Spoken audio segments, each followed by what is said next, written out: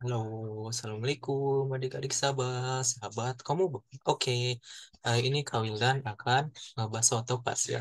Ngebahas soal ujian TO, PAS ya, yang kemarin sudah adik-adik kerjakan. Oke, sebelum mulai kita berdoa dulu, berdoa dulu. Oke, berdoa selesai. Oke, kita mulai ya. Hari ini kita akan membahas soal PKN kelas 7 nih. Oke, udah gak sabar adik-adik ya. Oke, mari kita mulai. Nah, ngebahas Topas PKN kelas 7. Kita mulai nomor satu.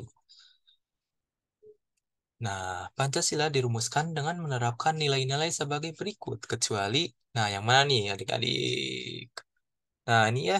Nah, Pancasila sangat mengedepankan persatuan dan kesatuan semua anggotanya. Jadi jawaban yang benar adalah D ya. Nah, D mengutamakan persatuan untuk golongannya saja ya. Jadi yang D ini yang benar ya, yang bukan merupakan nilai-nilai Pancasila. Oke, kita ke nomor 2.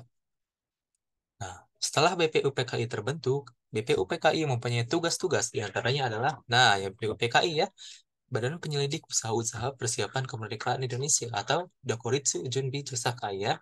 Nah ya, apakah itu tugas-tugas BPUPKI? Nah, ini adik-adik tugas-tugasnya.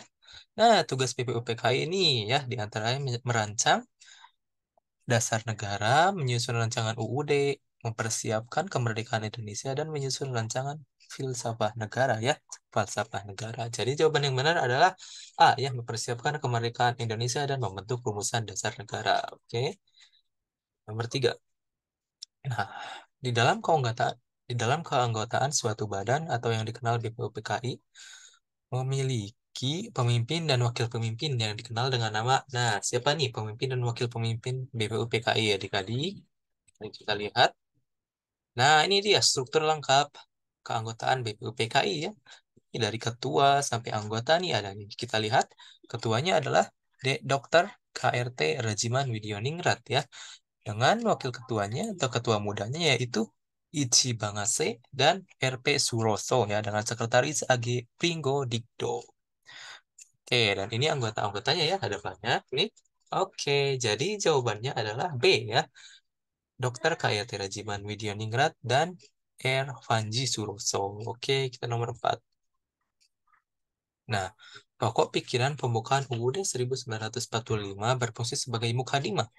Nah, yang dimaksud mukadimah adalah pernyataan mengenai Pancasila dengan konsekuen. Nah, ya. Jadi jawabannya adalah B ya.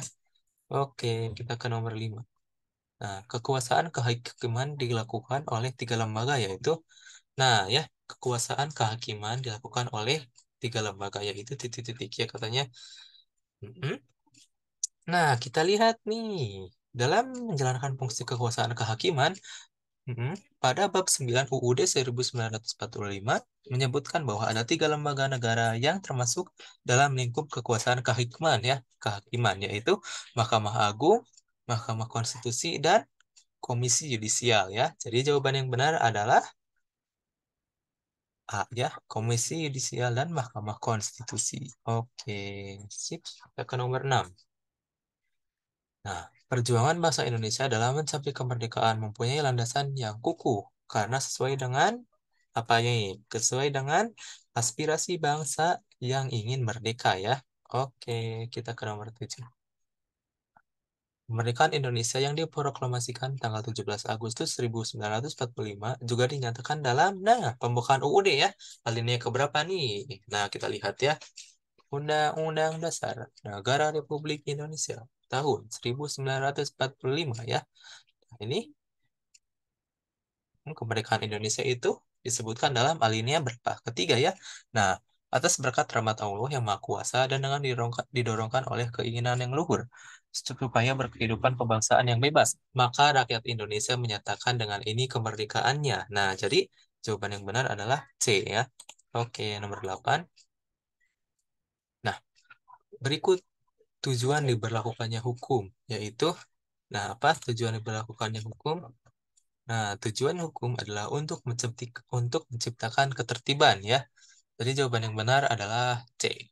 Oke, kita ke nomor 9. Norma kesopanan adalah ketentuan atau pandangan hidup yang timbul dari kebiasaan dan kesepakatan dalam pergaulan masyarakat ya. Oke, kita ke nomor 10. Pembangunan lahiriah dan batiniah bangsa dan negara melalui penggalian ilmu dan pengetahuan lain sebanyak-banyaknya. Diiringi dengan mempertebal ketakwakaannya disebut dengan, nah ini disebut dengan apa? Nah, jawaban yang benar adalah A ya, pembangunan iptek dan imtak. Teknologi dan iman dan takwa. Oke, sip. Nah, udah deh. Oke, yeay, udah beres adik-adik. Terima kasih telah menonton sampai akhir ya.